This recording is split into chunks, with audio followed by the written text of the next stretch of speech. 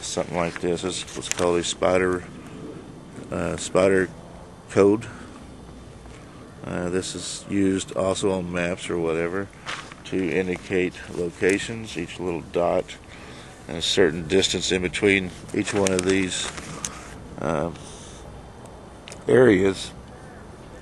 They would already know these, which would be numbers that were probably written down already.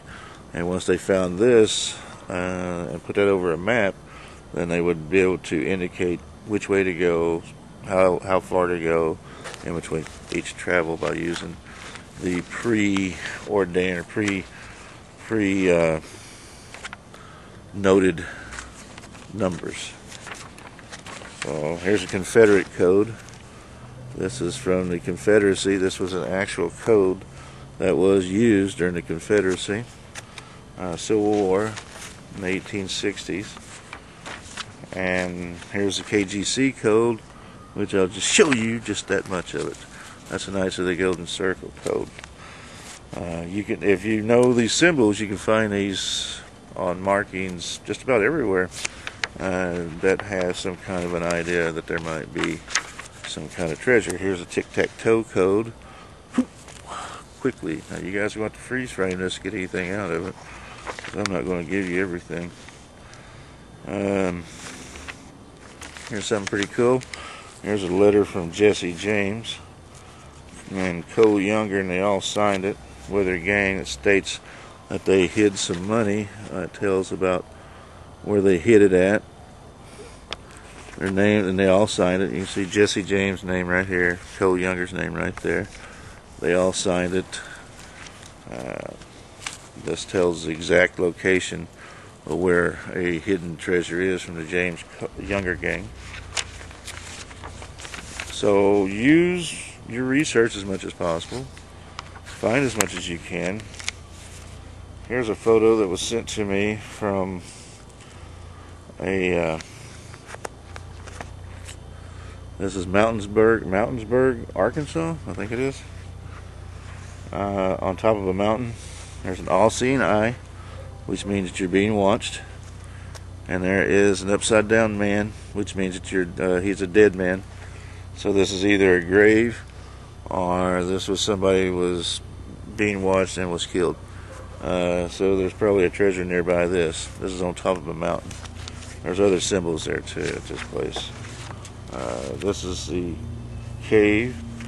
You can actually see some men and stuff down here, some petroglyphs. This is the cave where it was located at. This is one place I've got to go explore. I haven't had a chance to get there. I've been given all kinds of opportunities open to go there, and I haven't made it yet. Now, there's other ways of pointing are ways to point to treasures, and we'll show you that.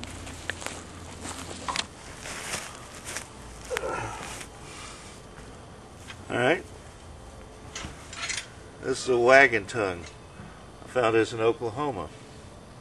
Okay, if this was laid down in the ground like I found it, it would be pointing this away. That's what you would follow. So you've got to know what the steps relationship is, where you're going, how far it is, what you're looking for, and all that. So you've got to have another sign, and usually two signs, so it could be triangulated. You might have a symbol over here and a symbol over here whenever you get out that far to indicate the center. So you've got to always look for those, or this might not even point to your treasure. It might point to something, another sign that will send you on further down the line, such as a rock face I found up on Poto Mountain, which was in a line to the Hebrew runestone, which in turn was in line to the Hebrew runestone number 3,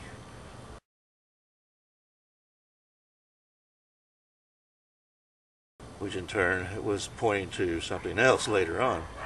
So it's just a continuous, never-ending story until you know, unless you know what the end point is.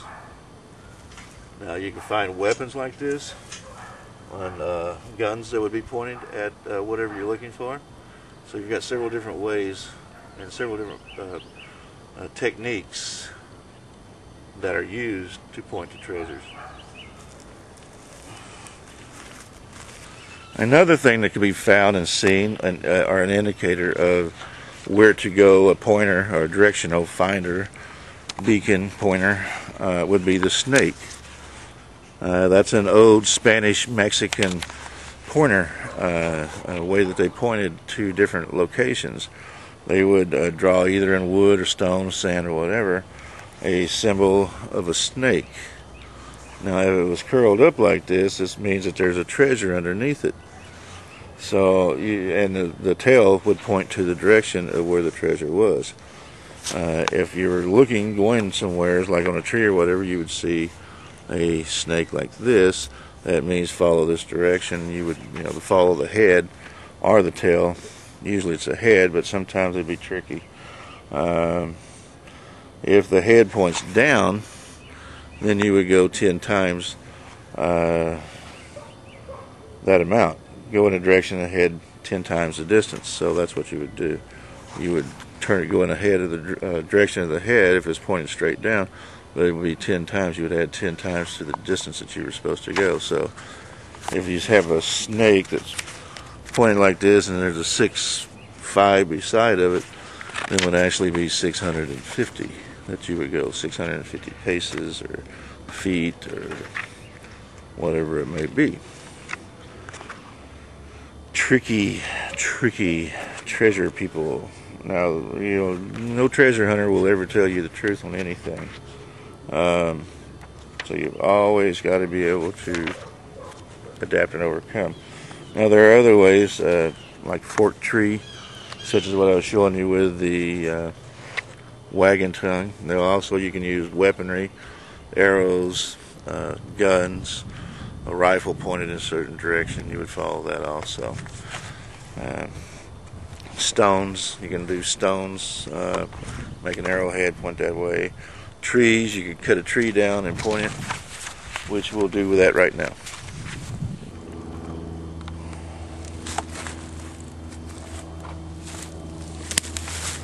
Now this tree is not, but could be, if it's in the wild or somewhere like that, could be used as a pointer, a pointing direction. They could cut the tree and lean it down the way that they wanted you to go. So in other words, you got a cut spot, and then the tree is hacked and leaned in the direction that you want to follow. That is another directional pointer. Other indicators are turtles. If you see a turtle that's put on a tree or a rock or whatever, that's also an indication that a buried treasure or something important is nearby. It's an old Spanish code. A lot of the codes that are used are ciphers or whatever that are used, treasure symbols, signs, are old Spanish treasure symbols that are still used today. And they were definitely used back in the 1800s and the 1900s, even up to this very day they're still used, but they're still used as far as being able to find things. It's becoming more and more rare to see people that know about this other than professional treasure hunters. I come from a very long line of treasure hunters, explorers and adventurers. My grandfather was a treasure hunter. My great uncle was a treasure hunter. They basically were always looking for something, and I learned a lot of this from them. But it's also written in many books. You won't find much about it on the internet, but it's out there. So here you are. I'll give you some info here. You can use it, or you can forget about it. Or you can go out like me and try to find something. This is Jackson Burns, the Redneck Archaeologist, signing off.